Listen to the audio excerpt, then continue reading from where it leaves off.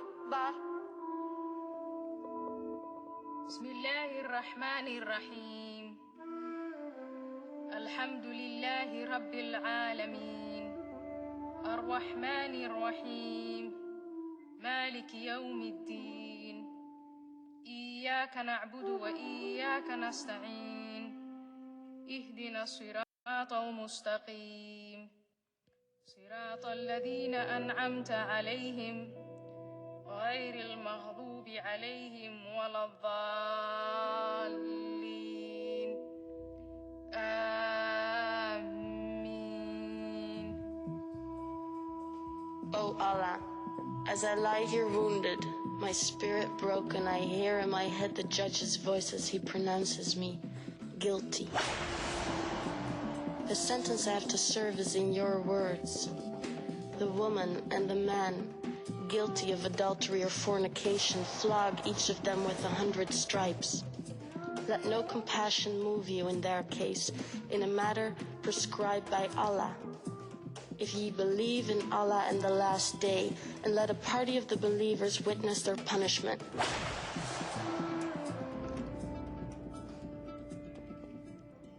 Two years ago, on a sunny day, while at the souk, my eyes were caught by those of Rahman, the most handsome man I have ever met. After that day, I couldn't help but notice his presence whenever I went to the marketplace, and I was thrilled when I learned that his appearance at the bazaar was not a coincidence. One day, he suggested we meet in secret, and I said yes. And as the months went by, our relationship deepened. What is more, out of our love, a new life started to grow. Our happiness did not go unnoticed, and before long, envious eyes gave way to malicious tongues. Let's ignore these people, Rahman and I said to each other, and trust in Allah's mercy. Naive, young, and in love perhaps. But we thought your holiness was on our side. Rahman and I shared affection and trust and a deep respect for each other. How could Allah disapprove? Why would he?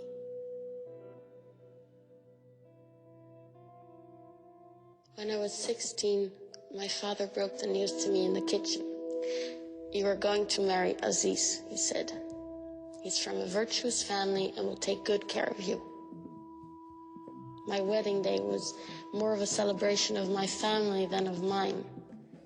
Once in my marital home, my husband approached me. Ever since, I recoil from his touch. I am repulsed by his smell, even if he has just had a bath. Yet, O Allah, I obey his command sanctioned by your words. And I let him take me because each time I push him away, he quotes you.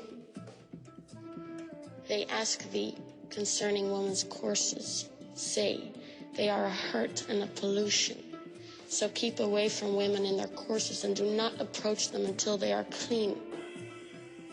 But when they have purified themselves, ye may approach them in any manner, time, or place ordained for you by Allah.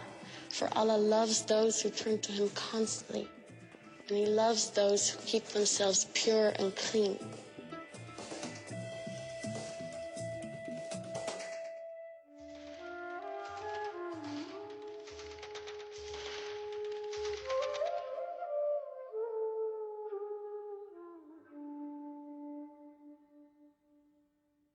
Oh Allah, Most High, You say that men are the protectors and maintainers of women because you have given the one more strength than the other. I feel at least once a week the strength of my husband's fist on my face.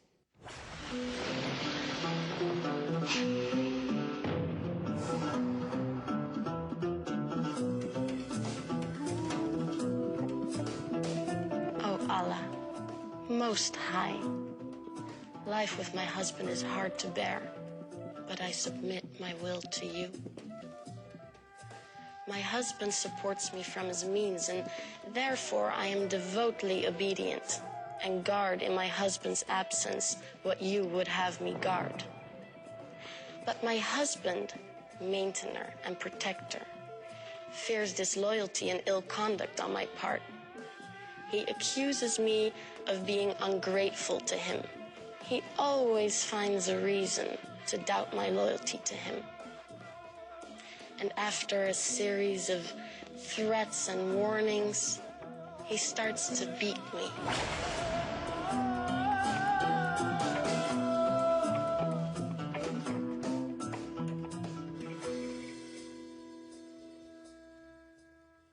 Oh Allah, most gracious, most merciful, just as you demand of the believing woman, I lower my gaze and guard my modesty. I never display my beauty in ornaments, not even my face or hands. I never strike with my feet in order to draw attention to my hidden ornaments, not even at parties. I never go out of the house unless it is absolutely necessary, and then only with my father's permission. When I do go out, I draw my veil over my bosom, as you wish. Once in a while, I sin. I fantasize about feeling the wind through my hair or the sun on my skin, perhaps on the beach. And I daydream about an extended journey through the world, imagining all the places and peoples out there. Of course, I shall never see these places or meet many people because it is so important for me to guard my modesty in order to please you, O Allah. So, I cheerfully do as you say and cover my body from head to toe, except while I'm in the house with family members only. Generally, I'm really happy with my life. However, things have changed since my father's brother Hakim is staying with us. He waits till I'm at home alone and comes to my room and he orders me to do things to him, to touch him in places most intimate. So since he's with us, I took to the habit of wearing the veil inside in order to deter him. That doesn't stop him, though. Twice now, he unveiled me, ripped my inner garments, and raped me. And when I told my mother, she said she would take it up with my father, but my father ordered her and me not to question his brother's honor.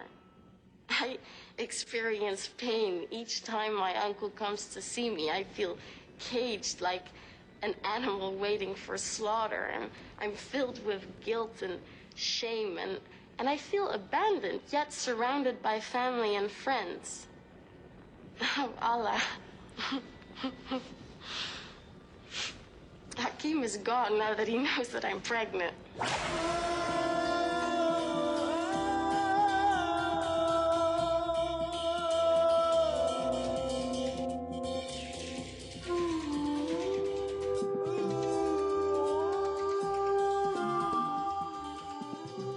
The verdict that has killed my faith and love is in your holy book.